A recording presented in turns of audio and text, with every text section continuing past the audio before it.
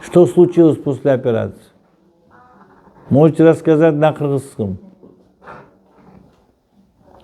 Поехали в другое государство, скажем. Изменения bo'lgan yo'q. Наоборот, хуже bo'ldi. Yana dorini ichib yotibsiz. Operatsiya bolangiz qiynalgani qoldi. O'zini, bolasini. Значит, сама говорит, мучилась, ребенок мучилась, опять принимает те же препараты, еще плюс, значит, выиграли лотерею послеоперационную, значит, рубцово-атрофический кисту. Так, когда делали операцию? В сентябре. Знаешь, уже 6 месяцев прошло. Да? Ладно, сейчас мы принимаем новую схему лечения, будет очень хороший эффект.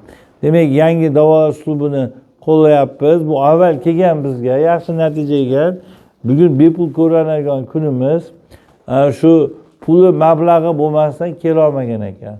Endi mana shuni gapiga Ro'za ulug' ayyomning kunida hammamiz ham musulmonmiz, Qirg'izistonlikmi, Tojikistonlikmi, Qozog'istonlikmi farqi yo'q.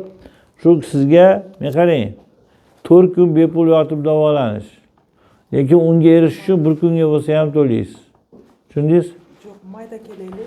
Mayda kelasizmi, qaysini kelsangiz hamda, chunki нужно менять все ваши препараты. Hamma dorilaringizni o'zgartirish kerak. Tushundingizmi? Xo'p. Bo'ldi.